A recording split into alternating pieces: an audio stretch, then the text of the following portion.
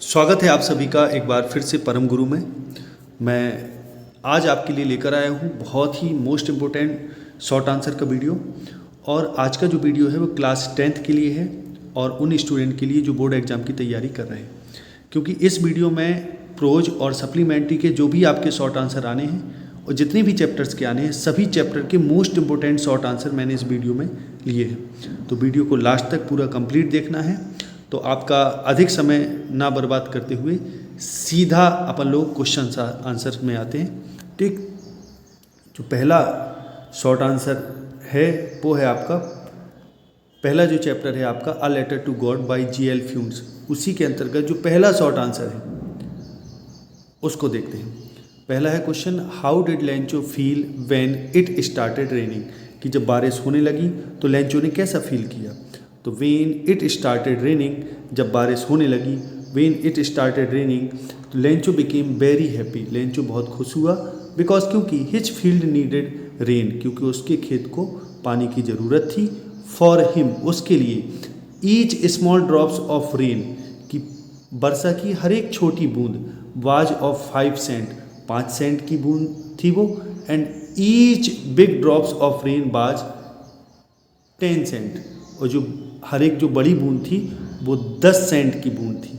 यानी कहने का अर्थ है उसके लिए छोटी बूंद 5 सेंट की कीमत रखती थी और बड़ी बूंद 10 सेंट की कीमत रखती थी।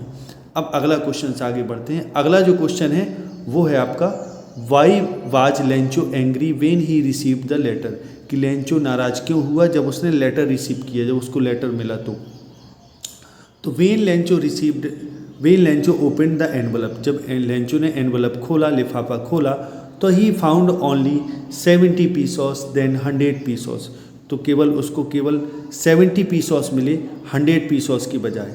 यानी 100 पीसोस की जगह उसको मात्र और मात्र 70 पीसोस मिले, विच ही डिमांडेड, जो उसने मांगे थे। ही थॉट दैट, अब उसने सोचा कि the post office employees have stolen the rest 30 pesos, उसने ये सोचा कि जो पोस्ट ऑफिस एम्प्लॉइज़ हैं उन्होंने बाकी के 30 पीसोस चुरा लिए हैं। ठीक, आगे देखें।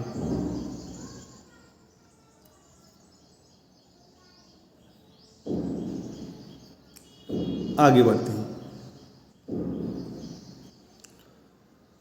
अब अगला क्वेश्चन है, how did the hail stones ruined every way, how did the hell stone effect the field of Lencho, कि हेल स्टोन्स ने लेंचो के खेत को कैसे प्रभावित किया। तो इसका आंसर है, फॉर एन आवर, 1 घंटे, the hill stones rained everywhere, जो हिल स्टोन्स थे, जो ओले थे, वो सब जगह गिरे। इन द एंटायर वैली, पूरी घाटी में गिरे। And destroyed all the crop of Lencho, और लेंचो की सारी फसल को यह नष्ट कर दिया। अगला क्वेश्चन है, Lencho had only one hope, Lencho की एकमात्र आशा थी। व्हाट वाज इट, वो आशा क्या थी। तो लेंचोज ओनली वन होप, जो थी एकमात्र उसकी आशा, तो Lencho had strong faith in God, Lencho का भगवान में भरोसा था। So he had only one hope, इसलिए उसकी एकमात्र आशा थी, दैट की God would certainly help him, और वो थी कि भगवान निश्चित उसकी मदद करेगा।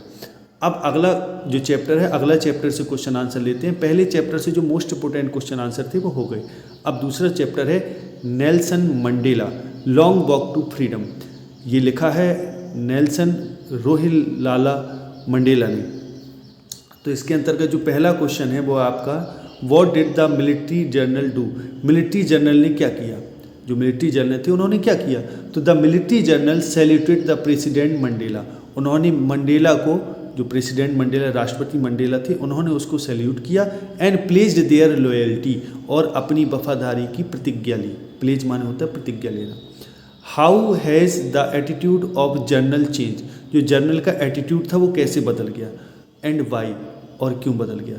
तो देयर एटीट्यूड हैज चेंज, उनका एटीट्यूड बदल गया। बिकॉज क्योंकि there is no more racial discrimination in South Africa, क्योंकि साउथ अफ्रीका में अब और ज़्यादा रेशियल डिस्क्रिमिनेशन अर्थात जातिगत भेदभाव नहीं बचा था, इसलिए उनका जो एटीट्यूड था, जो रवैया था, वो बदल गया। अगला क्वेश्चन है इसमें कि अगला क्वेश्चन है, वाई हैज़ 2 नेशनल एंथम संग, कि 2 national, why were 2 national anthem संग, कि दो नेशनल एंथम्स अर्थात दो राष्ट्रगान क्यों गाए गए? तो the two national anthems were sung to show respect to both the anthem of, यहाँ रिस्पेक्टेड नहीं, यहाँ रिस्पेक्ट है, ध्यान रखना, ईडी वहाँ गलती से लग गया है, इधर रिस्पेक्ट कीजिएगा। To show respect to both the anthems for the white and the anthem for the black, कि वाइट और ब्लैक यानी सफ़ेद जो गोरे लोग होते थे उनके एंथम को सम्मान देने के लिए और जो ब्लैक लोग होते हैं उनके एंथम को सम्मान देने के लिए दो गीत गाए गए। ठीक है, the two national anthem were sung to show respect to both the anthem for the white and the anthem for the black. अब यहाँ and the anthem of the black की जगह अगर आप चाहें तो फॉर द ब्लैक भी कर सकते हैं, केवल द एंथम यहाँ से काट सकते हैं। आगे देखें, अगला क्वेश्चन है what were the twin obligations, कि दो ऑब्लिगेशंस क्या थे, कर्तव्य क्या थे, referred to by Nelson Mandela, कि नेल्सन मंडेला के द्वारा निर्देशित दो कर्तव्य क्या थे? तो the first obligation is to his family, जो पहला ऑब्लिगेशन था, कर्तव्य था, वो परिवार के लिए था, and the second is to his country, और दूसरा जो था वो अपने देश के लिए था। पीपल एंड कम्युनिटी, देश के लिए, लोगों के लिए और समुदाय के लिए, कम्युनिटी के लिए, है ना। तो these were two obligations for a man in his life, कि यही दो एब्लिगेशंस थे जो व्यक्ति के जीवन में हैं। यहाँ अपन चाहें तो वर की जगह आर भी लगा सकते हैं, क्योंकि ये सदा सत्य बात है, तो सदा सत्य को वर्तमान में लेकर अपन इधर आर भी लिख सकते हैं, लेकिन आप वर भी रहने दें तो कोई दिक्कत नहीं, वो चैप्टर के हिसाब से हो जाएगा। आगे देखें, अगला क्वेश्चन है what according to Mandela is true freedom, कि ट्रू फ्रीडम मंडेला के हिसाब से सही फ्रीडम क्या है, सच्ची स्वतंत्रता क्या है? तो according to Mandela true freedoms means, कि जो ट्रू फ्रीडम है, सच्ची स्वतंत्रता है, उसका मतलब होता है नॉट टू बी ऑब्स्ट्रक्टेड, कि कोई ऑब्स्ट्रक्ट ना हो, बाधा ना हो, इन लीडिंग अ लॉफुल लाइफ, कि एक नियम वाला जीवन जीने में या कानूनी जीवन जीने में कोई भी बाधा ना हो। अब अगला चैप्टर बढ़ते हैं आगे। अभी एक और क्वेश्चन है इसी का, what is the greatest wealth of a nation in Mandela's opinion, कि मंडेला के ओपिनियन, मत में सबसे बड़ी वेल्थ क्या है, संपत्ति क्या है किसी राष्ट्र की? तो अकॉर्डिंग टू मंडेला, मंडेला के हिसाब से the greatest and real wealth of a nation, कि सबसे महान और वास्तविक जो वेल्थ है राष्ट्र की, इज इट्स पीपल, कि इसके लोग हैं। तो according to Mandela the greatest and real wealth of a nation is its people, इसकी लोग ही वास्तविक संपत्ति हैं। They are finer and truer, कि जो लोग हैं वो फाइन हैं, ज़्यादा अच्छे हैं और ज़्यादा सच्चे हैं, है ना। देन द प्योरेस्ट डायमंड, कि शुद्ध डायमंड की अपेक्षा ज़्यादा वो फाइनर है और ट्रूअर है। आगे देखें, अब है अगला chapter from the diary of Anne Frank, ये एन ए फ्रैंक ने लिखा है। तो इसके क्वेश्चन आंसर देखते हैं। पहला जो है what prompted Anne to maintain a diary, कि किस चीज़ ने एन ए को प्रॉम्प्ट किया, माने प्रलोभित किया डायरी लिखने के लिए, किस चीज़ ने प्रलोभित किया? तो सी हैड नो फ्रेंड, उसके कोई मित्र नहीं थे। She found glimpse of a true friend in diary, found glimpse का मतलब होता है झलक पाना, कि उसको एक सच्चे मित्र की डायरी में झलक मिली। तो दिस प्रॉम्प्टेड हर, इस चीज़ ने उसको प्रॉम्प्ट किया टू मेंटेन अ डायरी, कि वो डायरी मेंटेन करे, इस चीज़ के लिए उसको इसने प्रेरित किया, माने डायरी ने प्रेरित किया उसको, क्योंकि उसको मित्र नहीं थे। She had no friend, she found glimpse of a true friend in diary. तो दिस प्रॉम्प्टेड, इस चीज़ ने उसको प्रेरित किया her to maintain a diary, कि वो डायरी मेंटेन करे। अगला है why was Mr Keesing annoyed with Anne, कि एन ए से मिस्टर कीसिंग क्यों तंग थे? तो Anne talked so much during lessons in the class, कि एन ए क्लास में लेसन्स के दौरान बहुत ज़्यादा बात करती थी। So Mr Keesing was very annoyed with Anne, इसलिए मिस्टर कीसिंग एन ए से ज़्यादा अनॉयड थे, तंग थे। ठीक। Describe about Anne Frank's early education, Anne Frank की प्रारंभिक एजुकेशन के बारे में डिस्क्राइब कीजिए। तो Anne Frank was very bright, कि एन ए फ्रैंक बहुत बुद्धिमान थी, ब्राइट थी और इंटेलिजेंट थी। ब्राइट माने दिमाग का तेज होना, इंटेलिजेंट बुद्धिमान होना, स्टूडेंट थी वो। Anne Frank was a very bright and intelligent student. Her earliest education was in Amsterdam, की जो उनकी प्रारंभिक शिक्षा थी वो एम्स्टर्डम में हुई। आफ्टर दैट, इसके बाद she was enrolled in a school in Netherland, और फिर बाद में वो नीदरलैंड के एक स्कूल में एनरोल्ड हो गई, यानी भर्ती हो गई। अगला देखें, what does Anne Frank say about her father and grand mother in her diary, कि एनी फ्रैंक ने अपनी दादी और अपने पिता के बारे में अपनी डायरी में क्या कहा। तो इसका आंसर है अपना, तो in her diary she wrote her father was the most adorable father, कि उसने अपनी डायरी में अपने पिता के बारे में लिखा कि उनके पिता सबसे ज़्यादा एडोरेबल फादर थे, यानी प्रशंसनीय, पूजा योग्य। एंड ऑल्सो रोट दैट, और उसने ये भी लिखा कि no one knew how often, कि कोई ये नहीं जानता कि कितने बार she thought of her grandmother and still loved her, और वो बताती हैं कोई इतना नहीं जानता कि कितना वो अपनी दादी के बारे में सोचती हैं, उनको याद करती हैं और उनको अभी भी प्रेम करती हैं। स्टिल लव्ड हर, स्टिल माने अभी भी। तो इस तरीके से ये आंसर हो गया आपका। आगे बढ़ते हैं। अब अगला चैप्टर जो है वो ग्लिम्पसेस ऑफ इंडिया से है। तो पहला जो इसका पार्ट है, अ बेकर फ्रॉम गोवा, ये लिखा है लूसियो रॉड्रिग्स ने। ठीक, तो इसका पहला जो क्वेश्चन है वो लेते हैं, why is bread making still popular in Goa, कि ब्रेड मेकिंग अभी भी गोवा में पॉपुलर क्यों है। तो bread making is still popular in Goa because, क्योंकि the makers are still there, क्योंकि मेकर्स अभी भी वहाँ बनाने वाले लोग हैं। They make bread with old fashioned method, और भी ओल्ड फैशन्ड मेथड अर्थात पुराने तरीकों से ब्रेड बनाते हैं, इसलिए वो फेमस है। ठीक है, आगे देखिए, why did the children run to meet the baker, कि बच्चे बेकर से मिलने के लिए क्यों दौड़ते थे। तो the children ran to meet the baker, baker से मिलने के लिए दौड़ते थे, for the loaves of bread, कि ब्रेड्स के टुकड़ों के लिए, बट फॉर, लेकिन विशेषकर काय के लिए, but for bread bangle, bread bangle के लिए दौड़ते थे। अगला क्वेश्चन है, how did the baker attract the children, जो बेकर होता था वो बच्चों को अट्रैक्ट कैसे करता था। The baker attracted the children by the jhang jhang sound of its bamboo stick, कि अपने बैम्बू स्टिक के जेंग जेंग साउंड से वो अट्रैक्ट करता था, किसको, बच्चों को। ठीक है, आकर्षित करता था। अट्रैक्ट माने आकर्षित करना। अगला क्वेश्चन है, how is a baker important for a party or a feast in Goa. Feast माने होता है दावत, कि किसी पार्टी या फीस्ट के लिए, दावत के लिए बेकर क्यों इम्पोर्टेंट होता था गोवा में। तो any party or feast is important, इसका आंसर है any part or feast is important is incomplete without bread in Goa, कि कोई भी दावत जो होती थी गोवा में बिना ब्रेड के इनकम्प्लीट होती थी। On the occasion of marriage, कि मैरिज के अवसर पर sweet bread and sandwiches are prepared, कि स्वीट ब्रेड, मीठी ब्रेड और सैंडविचेज तैयार की जाती थी। So bread is important in Goa, इसलिए गोवा में ब्रेड बहुत इम्पोर्टेंट है। आगे देखिए, अगला जो है ग्लिम्पसेस ऑफ इंडिया के अंतर्गत दूसरा जो पार्ट है कूर्ग, लोकेश एवरॉल ने लिखा है। उसके अंतर्गत जो पहला क्वेश्चन है उसको देखते हैं, how are the people of Coorg, कि कूर्ग लोग कैसे होते थे। तो दे आर हॉस्पिटेबल, वे मेहमान नवाज होते थे, एंड फ्रेंडली होते थे। They tell the tales of bravery of their sons and fathers, वे अपने लड़कों और अपने पिता की बहादुरी की कहानियाँ बताया करते थे।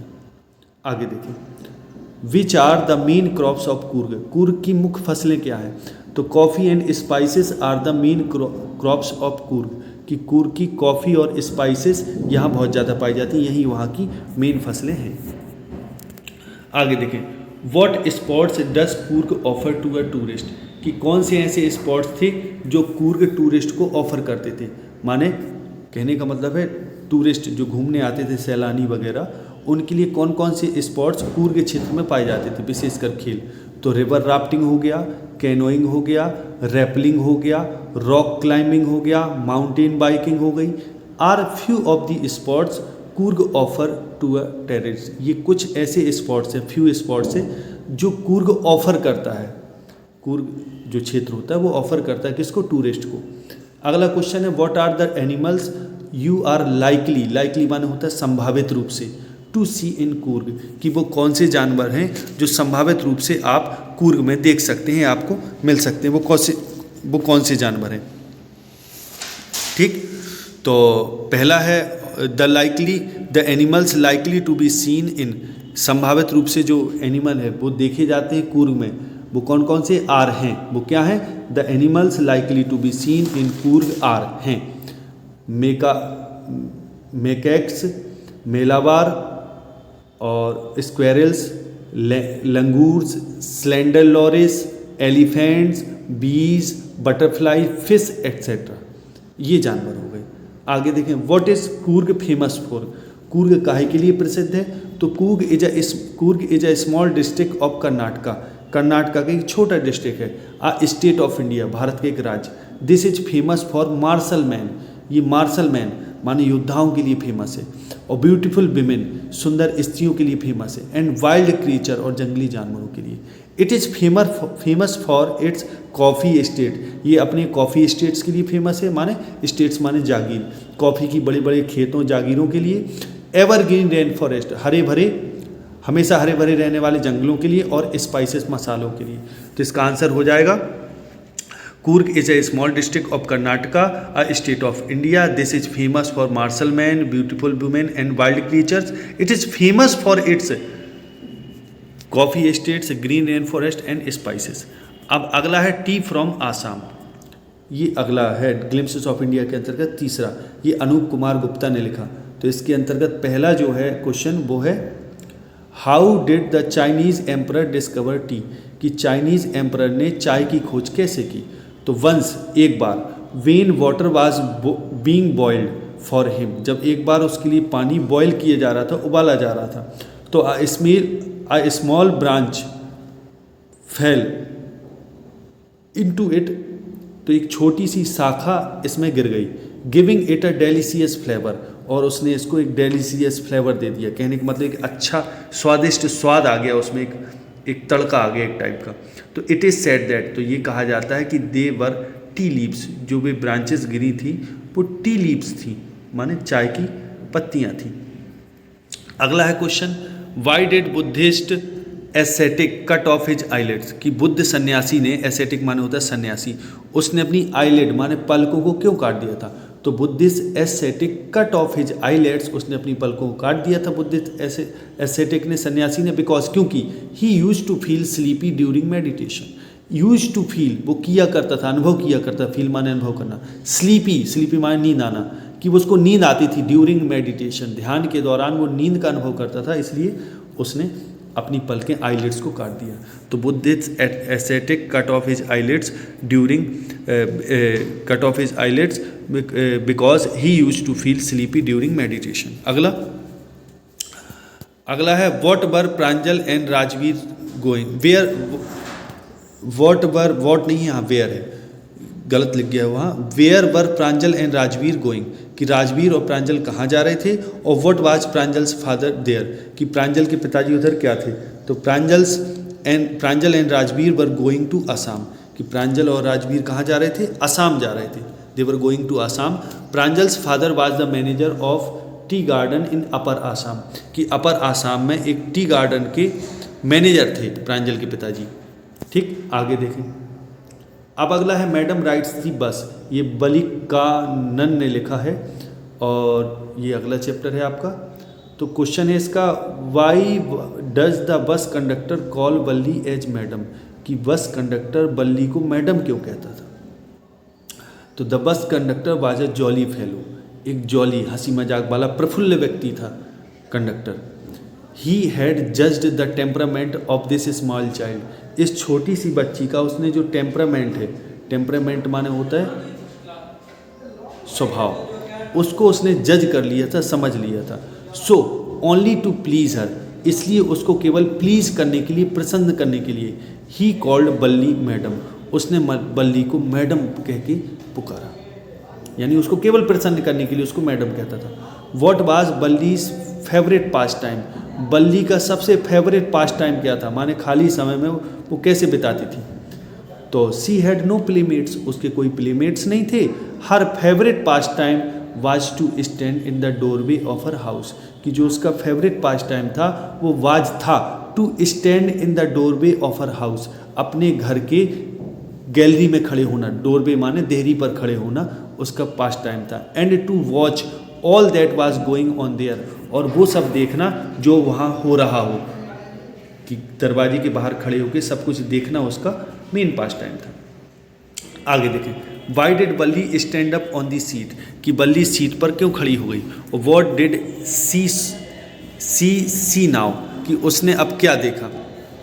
तो Balli wanted to see the outside view, कि अब वो इसलिए बस की सीट पर खड़ी हो गई क्योंकि वो आउटसाइड व्यू को देखना चाहती थी। But the canvas attach to the lower side of the window, लेकिन जो कैनवास था, जो पर्दा था, जो विंडो के लोअर साइड पे था, वाज ऑब्स्ट्रक्टिंग हर व्यू, वो उसके व्यू को ऑब्स्ट्रक्ट कर रहा था, उसमें बाधा पहुंचा रहा था। सो सी स्टूड अप, इसलिए वो खड़ी हो गई ऑन दी सीट पर।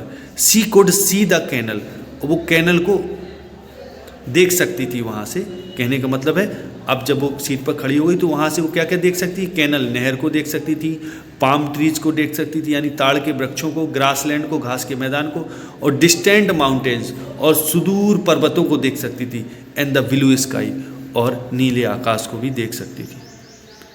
और why did Balli want to ride on the bus, Balli बस पर क्यों चढ़ना चाहती थी। तो Balli use to watch the bus passing through her street every day. अब बल्ली बस पर क्यों चढ़ना चाहती थी, क्यों सवार होना चाहती थी। तो Balli use to watch the bus passing through her street every day, use to watch देखा करती थी बस को, पासिंग गुजरते हुए, through her street every day अपनी गली से रोज गुजरते हुए देखा करती थी। तो the side of the bus filled with people, अब जो बस की साइड था, जो दृश्य था, जो लोगों से भरा था, गेव हर अनएंडिंग जॉय, कि जो दृश्य था बस का, वो दृश्य जो लोगों से भरा हुआ दृश्य था, वो गेव हर अनएंडिंग जॉय, उससे बल्ली को बड़ा अनएंडिंग जॉय मिलता था, माने एक कभी समाप्त न होने वाला आनंद। So she wanted to ride on the bus to enjoy it, इसलिए वो बस पे सवार होना चाहती थी उसको एंजॉय करने के लिए। आगे देखिए, हाउ डिड बल्ली plan for her first journey, बल्ली ने अपनी पहली जर्नी कैसे प्लान की, कैसे उसने सब इसको अरेंज किया। तो सी सेव्ड एवरी पेनी, उसने हर पेनी को बचाया, पेनी माने रकम या सिक्का बोल सकते हैं, रुपया बोल सकते हैं। Cut down on her expenses, अपने खर्चों को कट डाउन किया। And resisted all the temptation, और जो भी टेम्पटेशन थे, प्रलोभित करने वाली चीज़ें थी, मन को लुभाने वाली, उन सबको रेसिस्ट किया, रोका। सी गैदर्ड द इंफॉर्मेशन एंड, उसने सारी इन्फॉर्मेशन को गैदर किया, इकट्ठा किया, जो भी सूचनाएं उसको चाहिए थी वहाँ से यात्रा से संबंधित। And calculated the time required, और उसने जो भी टाइम लगता था उसको कैलकुलेट किया। सी चोज आफ्टरनून, उसने और दिन को चुना यात्रा के लिए। सी चोज आफ्टरनून एज, चूँकि, एज माने चूँकि, her mother would take a nap during that time, क्योंकि उसकी मम्मी उस समय नैप ले रही होती हैं, माने झपकी ले रही होती है, इसलिए उसने उस समय को चुना। अगला क्वेश्चन है, अगला जो चैप्टर है द सरमन एट बनारस से बेटी रेंस्टॉन ने लिखा है ये, तो इसका देख लेते हैं अपन। पहला जो क्वेश्चन है, how did Buddha get enlightenment, कि बुद्ध ने एनलाइटनमेंट माने परम ज्ञान कैसे पाया। तो Siddhartha wandered for 7 years and finally set down under a peepal tree till he got enlightenment, कि Siddhartha wandered for 7 years, Siddhartha 7 वर्ष तक भटके, and finally set down under a peepal tree, और अंत में एक पीपल के पेड़ के नीचे बैठ गए। टिल, वो तब तक बैठे रहे, टिल माने तक ही गॉट एनलाइटनमेंट, जब तक उनको एनलाइटनमेंट यानी परम ज्ञान नहीं मिल गया। What did the Buddha want to explain to Kisa Gotami, कि बुद्ध कीसा गौतमी से क्या एक्सप्लेन करना चाहते थे, उसको क्या समझाना चाहते थे। तो he wanted to explain to Kisa Gautami that की, वो कीसा गौतमी को समझाना चाहते थे कि man can not get peace of mind by grieving, कि व्यक्ति पीस ऑफ माइंड, मन की शांति नहीं पा सकता है ग्रीविंग करके, दुखी होकर। What was the basic idea of Buddhas teaching, Buddhas teaching भी इधर लिखा हो सकता है पेपर में, या प्रीचिंग लिखा हो सकता है, उपदेश, प्रीचिंग, PREACHING है ना, ये भी लिखा हो सकता है। तो बात एक ही है कि बुद्ध की शिक्षाओं का मूल आइडिया क्या था, बेसिक आइडिया क्या था। तो the basic idea of Buddhas teaching was, था, क्या था, दैट वाज था, दैट की, that is the ultimate truth of life, कि जो मृत्यु है वो जीवन का अंतिम सत्य है। इट इज़ दैट, ये वही चीज़ है, no one can escape from that, ये वही चीज़ है कि कोई भी व्यक्ति इस डेथ से, इस मृत्यु से बच नहीं सकता। We must accept the universal truth, और इस यूनिवर्सल ट्रुथ को हमें एक्सेप्ट करना चाहिए। अब जो अगला जो शॉर्ट आंसर है वो आपके फुटप्रिंट्स विदाउट फीट यानी सप्लीमेंट्री रीडर से है। पहला चैप्टर है आपका a triumph of surgery by James Herriot. James Herriot ने इसको लिखा है। तो इसका पहला शॉर्ट आंसर है why is Mr Pumphrey worried about Tricki, कि मिसेस पंपरे ट्रिकी के बारे में चिंतित क्यों थी। तो Mrs Pumphrey is worried about Tricki के बारे में चिंतित थी बिकॉज क्योंकि it has become very fat, क्योंकि जो ट्रिकी था वो बहुत मोटा हो चुका था। It looks like a blotted sauces, और ऐसे वो दिखता था जैसे कि ब्लॉटेड सॉसेस हो, एक फूला हुआ सॉसेस। Its eyes are blood red, मतलब ऐसे वो दिख रहा है, दिखाई देता है जैसे वो ब्लॉटेड सॉसेस की तरह हो, और उसकी जो आंखें हो ब्लड रेड हो, खून की तरह लाल। अगला, why does Mrs Pumphrey think the dog's recovery is a triumph of surgery. Mrs Pumphrey क्यों सोचती हैं कि जो डॉग की रिकवरी है, माने कुत्ते का जो ठीक होना है, वो अपने आप में सर्जरी की ट्रायम्फ है, ट्रायम्फ ऑफ सर्जरी है। ट्रायम्फ माने विजय, कि सर्जरी की जीत है, ऐसा क्यों वो सोचती है, माने अ ट्रायम्फ ऑफ सर्जरी क्यों है। ठीक, तो वेन मिसेस पंपरे सॉ, जब मिसेस पंपरे ने देखा कि ट्रिकी जंप इनटू हर लैप, कि ट्रिकी उनकी गोदी में जंप कर गया, एंड लिक हर फेस, और उनके चेहरे को लिक किया, चाटा, तो के लिए कॉमा लगा है उसमें, सी वाज हैप्पी, वो खुश हो गई। देन सी रिमार्क, तब उन्होंने ये रिमार्क किया, ये टिप्पणी की, क्या टिप्पणी की, कि this was a triumph of surgery, कि ये ट्रायम्फ ऑफ सर्जरी है। What was the only way to save Tricky, कि ट्रिकी को बचाने का एकमात्र तरीका क्या था। The only way to save Tricky was to take him away to surgery for treatment, कि एकमात्र जो तरीका था वो ये था कि टू टेक हिम अवे, उसको ले जाना, to surgery for treatment, because it was very ill, क्योंकि वो बहुत बीमार था, इसलिए एकमात्र तरीका था उसको सर्जरी में ले जाना, यानी अस्पताल ले जाना ट्रीटमेंट के लिए, इलाज के लिए। अगला क्वेश्चन है, what was the real disease that tricky was suffering from, कि वो रियल डिसीज क्या थी जिससे ट्रिकी कष्ट झेल रहा था, सफ़र कर रहा था, है ना। तो no, Tricky was not suffering from any ailment, ailment माना होता है रोग, कि ट्रिकी किसी रोग से सफ़र नहीं कर रहा था, कोई उसको रोग नहीं था। It was his greed for food, ये उसका भोजन के लिए लालच था, दैट्स स्पॉइल्ड हिज हेल्थ, जिससे उसका स्वास्थ्य खराब हो गया। How did Harriet save tricky, Harriet ने ट्रिकी को कैसे सेव किया। तो mister Harriet new, mister Harriet जानते थे कि मिस्टर हैरियट जो थे वो जानते थे, न्यू ट्रिकीज डिसीज़ वेल, कि वो ट्रिकी के डिसीज़ को, बीमारी को बहुत अच्छे से जानते थे। So he was given no food for 2 days but plenty of water, इसलिए ट्रिकी को 2 दिन तक कोई भी फूड नहीं दिया गया, बट लेकिन प्लेंटी ऑफ वाटर, पर्याप्त पानी दिया गया। आफ्टर 2 days, 2 दिन के बाद, it begin to feel better, इसने अच्छा फील करना शुरू कर दिया। He cured it without any medicine or surgery, कि बिना किसी मेडिसिन और सर्जरी के उन्होंने उसको क्योर कर दिया। अब अगला चैप्टर है the thieves story, Ruskin bond ने ये लिखा है। तो थीव्स स्टोरी चैप्टर तो है, पहला क्वेश्चन है, who is the narrator of the story the thieves story, कि इस नरेटर ऑफ द स्टोरी कौन है, थीव्स स्टोरी का नरेटर कौन है। और what was his profession before he came to Anil, कि जब वो अनिल के पास आया उसके पहले उसका व्यवसाय क्या था। तो Hari Singh is the narrator of the story, जो हरी सिंह है वो कहानी का नरेटर है, वर्णन करता है। He is a 15-year-old experienced thief, वो 15 साल का एक अनुभवी चोर है। Why did the thief came back to Anil, चोर वापस अनिल के पास क्यों आया। तो Anil taught Hari Singh to write his name, यानी वापस अनिल के पास चोर क्यों लौट आया, क्योंकि Anil taught Hari Singh to write his name, Anil ने हरी सिंह को उसका नाम लिखना सिखाया था। ही ऑल्सो सेड दैट, और उसने ये भी कहा था दैट कि he would soon teach him to write full sentence and add numbers, और उसने ये भी कहा था कि वो शीघ्र ही उसको सिखाएगा, उसका पूरा नाम लिखना सिखाएगा और नंबर को ऐड करना भी सिखाएगा। So he became educated, so to became educated, इसलिए शिक्षित होने के लिए ही रिटर्न, वो लौट आया। अगला है, why was it difficult for Hari Singh to rob Anil, Anil को लूटना हरी सिंह के लिए कठिन क्यों था? तो Anil was a kind boy, Anil एक दयालु लड़का था। He trusted Hari Singh very much, Hari Singh में बहुत ज़्यादा भरोसा करता था।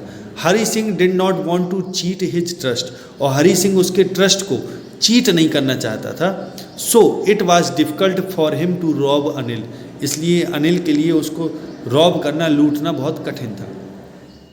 अगला क्वेश्चन है, what kind of thief Hari Singh बाज, हरी किस प्रकार का चोर था? हरी सिंह, तो हरी सिंह बाजा small time thief, small time thief का मतलब होता है ऐसे ही हल्का फुल्का, छोटे मोटे समय का, बड़े लंबे समय का चोर नहीं था वो। हिज रियल नेम बाज नॉट हरी सिंह, उसका वास्तविक नाम हरी सिंह नहीं था। He kept on changing names, kept on changing का मतलब लगातार बदलते रहना, वो नाम बदलता रहता है। Kept on changing names to escape from police, police से बचने के लिए वो अपना नाम बदलता रहता था। He was a greedy boy, वो एक लालची लड़का था। And a sharp minded thief, वो एक शार्प माइंडेड थीप था, यानी बहुत तेज दिमाग वाला चोर। और व्हाट वाज अनिल से जॉब, अनिल की जॉब क्या थी, अनिल क्या काम करता था? और what did he usually do, वो प्रायः क्या करता था? With the money he earn, जो वो पैसा कमाता था, अर्न करता था, उस पैसे का प्रायः वो क्या करता था? तो Anil was a writer, Anil एक राइटर था। He wrote articles for magazines, वो मैगजीन्स के लिए आर्टिकल लिखता था। As soon as he received cheque, और जो ही उसको चेक मिलती थी तो ही वुड गो आउट, वो बाहर जाता था। एंड एन्जॉय विद फ्रेंड्स, और मित्र के साथ एन्जॉय करता था। अगला है footprints without feet, H.G. Wales. पहला इसका क्वेश्चन है, Y does Mrs hall find the scientist eccentric, कि मिसेस हॉल ने साइंटिस्ट को, वैज्ञानिक को इसेंट्रिक क्यों पाया, सनकी क्यों पाया?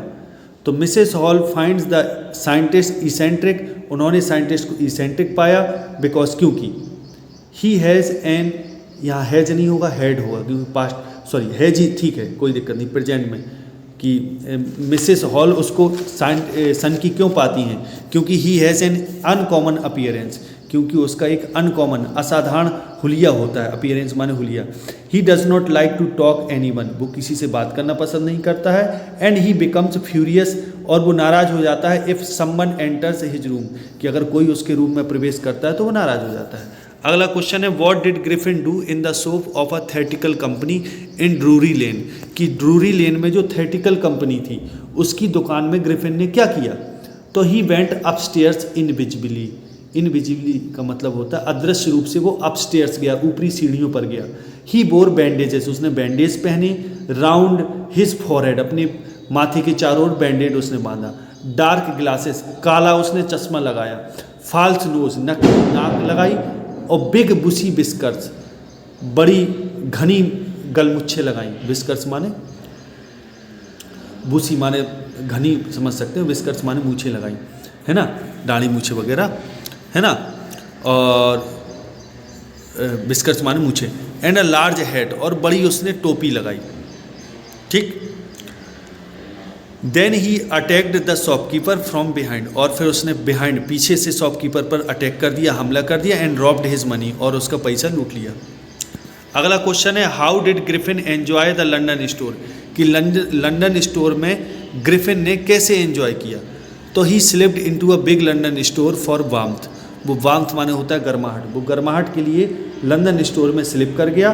तो he broke open boxes and rappers, जो डब्बे वगैरह थे, बॉक्सेस वगैरह थे, उनने सबको, रैपर्स को और बॉक्सेस को उसने ब्रोक ओपन, तोड़ दिया। ही पुट ऑन वार्म क्लॉथ, उसने गर्म कपड़े पहन लिए, शूज़ पहन लिए और हैट पहन लिया। ही एट कोल्ड मीट, उसने ठंडा मीट खाया। टुक कॉफ़ी, कॉफ़ी ली। एंड वाइन, वाइन भी ली उसने, साथ में शराब भी ली। Then he slept in quilts, और फिर वो क्विल्ट्स माने होता है रजाई, QUILTS, क्विल्ट्स में जाके वो स्लीप कर गया, सो गया। अगला क्वेश्चन है, how did Griffin save himself from Mrs hall, कि ग्रिफिन ने अपने आप को मिसेस हॉल से कैसे बचाया? तो टू सेव हिमसेल्फ, अपने आप को बचाने के लिए, ही थ्रू ऑफ हिज बैंडेज, उसने अपने बैंडेज को क्या कर दिया? फेंक दिया। ही थ्रू ऑफ हिज बैंडेज, उसने अपने बैंडेज को फेंक दिया, बैंडेजेस को, स्पेक्टिकल्स को फेंक दिया, चश्मे को फेंक दिया। एंड बिकम इनविजिबल, और बिकेम अनविजिबल, इनविजिबल अदृश्य हो गया, बिकेम इनविजिबल, ठीक। ही हिट एवरीवन, उसने सबको हिट किया, माने प्रहार किया सब पर। एंड एस्केप्ड फ्रॉम देयर, और वहाँ से निकल गया। हु वाज ग्रिफिन, ग्रिफिन कौन था? और व्हाट हैड ही डिस्कवर्ड, और उसने क्या खोजा? तो Griffin was a brilliant scientist, एक ब्रिलियंट साइंटिस्ट था Griffin. He discovered a drug due to which his body became in transparent. उसने एक ड्रग खोजा जिसके कारण उसकी बॉडी ट्रांसपेरेंट हो गई। As a sheet of glass under soil after soiling it, कि एक सीट ऑफ ग्लास के रूप में बदल गई जब उसने इसको स्वेलो किया, निगला। समझ गए? ग्रिफिन ने एक साइंटिस्ट था, ब्रिलियंट साइंटिस्ट था, उसने एक ड्रग, एक दवाई खोजी ड्यू टू विच, जिसके कारण हिज बॉडी, उसका शरीर, बिकेम ट्रांसपेरेंट, पारदर्शी हो गया उसका शरीर। As a sheet of glass, एक कांच की सीट की तरह, आफ्टर swallowing इट, इसको निगलने के बाद, जब उसने दवाई निगली, खाई। अगला चैप्टर है the making of a scientist, Robert W Peterson ने ये लिखा है। पहला क्वेश्चन है how did a book became a turning point, TURNING, turning point in Richard Ebright's life, कि कैसे एक बुक रिचर्ड एवराइट के जीवन का टर्निंग पॉइंट हो गई। अथवा में यही क्वेश्चन पूछा जा सकता है who was behind Ebright's becoming a great scientist, कि एवराइट के एक महान साइंटिस्ट बनने के पीछे कौन था, एंड वाई, और क्यों था। तो अब इसका आंसर देखते हैं। द बुक, एक बुक थी जिसका नाम था द ट्रेवल ऑफ मोनार्क 10, कि मोनार्क 10 की यात्रा, ये बुक का नाम है। तो ये became the book the travel of monarch 10 became a turning point in Richard Ebright's life, कि रिचर्ड एवराइट के जीवन में ये टर्निंग पॉइंट हो गया। The book told him how monarch butterflies had migrated to Central America, कि book में ये बताया गया था कि कैसे मोनार्क बटरफ्लाई जो होती हैं, जो राजा बटरफ्लाई होती हैं, तितलियाँ होती हैं, वे कैसे माइग्रेट हो गई, चली गई। कहाँ चली गई? सेंट्रल अमेरिका में चली गई। And a new world of science was opened before him, तो इस तरीके से एक नया संसार, साइंस, विज्ञान का एक नया संसार उसके सामने खुल गया। और how did Richards mother help, Richard की माँ ने उसकी कैसे मदद की, रिचर्ड की। तो Richard's mother encouraged him, Richard की माँ ने उसको प्रोत्साहित किया, एनकरेज्ड हिम, है ना। She often took him for trips, वो प्राय उसको ट्रिप्स में ले जाती थी। ब्रॉट हिम टेलीस्कोप, उसको टेलीस्कोप खरीद के देती थी, है ना। माइक्रोस्कोप उनको खरीद के, मतलब ला के दिया, टेलीस्कोप दिया, माइक्रोस्कोप दिया, कैमराज दिए, माउंटिंग मटेरियल दिया, एक्सेट्रा। यानी क्या क्या दिया? Telescope, microscope, camera, mounting material, etcetera, which helped him in many ways, जिसने उनकी कई तरीके से मदद की। यानी इन सब चीज़ों ने उसकी कई तरीके से मदद की। तो Richard's Ebright mother encouraged him for learning, है ना। रिचर्ड की माँ ने उसको सीखने के लिए प्रोत्साहित किया। She often took him for trips, वो प्राय उसको ट्रिप्स में ले जाती थी। ब्रॉट हिम और उनके लिए क्या लाई साथ में, मतलब उनको दिया उन्होंने ले आकर क्या, telescope, microscope, camera, mounting material, etcetera, which help him in many ways, जो कई तरीके से उनकी मदद करती थी। मतलब इन सब चीज़ों ने उनकी कई तरीके से काम आई ये सब चीज़ें। What are the qualities that go into the making of a scientist, कि वो कौन से गुण थे जो एक वैज्ञानिक बनाने में जरूरी हैं या जो आगे आना चाहिए, है ना। तो there are 3 qualities that go into making of a scientist, 3 quality हैं जो जरूरी हैं वैज्ञानिक बनने के लिए। फर्स्ट, पहला तो ही has a first rate mind, कि पहला तो उसका फर्स्ट रेट माइंड होना चाहिए, प्रथम श्रेणी का। दूसरा, second, he has a presence of curiosity, कि उसमें एक उत्सुकता होनी चाहिए, क्यूरियोसिटी होना चाहिए। और third, he has a will to win for the right reason, कि उसके पास राइट रीजन्स, सही तर्कों की एक इच्छा शक्ति होना चाहिए, विल होना चाहिए राइट रीजन्स जीतने की, to win for the right reasons. अगला क्वेश्चन है who supported Ebright to get interested in science, कि एवराइट को किसने साइंस में इंटरेस्ट होने के लिए सपोर्ट किया। और व्हाट वाज एवराइट्स, और एवराइट का जो रिसर्च का जो कलेक्शन था वो क्या था। तो Richard's mother encouraged him for learning, Richard की माँ ने उसको सीखने के लिए प्रोत्साहित किया। She often took him for trips, वो प्राय उसको ट्रिप्स में ले जाती थी। ब्रॉट हिम टेलीस्कोप, उन्होंने उसको टेलीस्कोप ला कर दिया, माइक्रोस्कोप दिया, कैमरा दिया, etcetera, which help him in many ways, कि जिस चीज़ों ने इनको कई तरीके से इनकी मदद की। कहने का अर्थ ये हुआ कि इसमें जो कलेक्शन रिसर्च है वो क्या क्या है, तो टेलीस्कोप, माइक्रोस्कोप, कैमरा आदि जो ऊपर भी चर्चा हुई है इसी ऐसे ही एक क्वेश्चन में। ठीक, आगे देखो द नेकलेस, अगला जो चैप्टर है द नेकलेस। तो इसका पहला क्वेश्चन गाय डी मोपासेड ने ये लिखा है। पहला क्वेश्चन है what kind of a person is Madame Loisel, Madame Loisel किस प्रकार की पर्सन थी, और why is she always unhappy, और वो हमेशा अनहैप्पी क्यों रहती थी। तो Madame Loisel was a pretty young woman, कि मैडम लॉयसेल एक बहुत सुंदर स्त्री थी, यंग वुमन थी।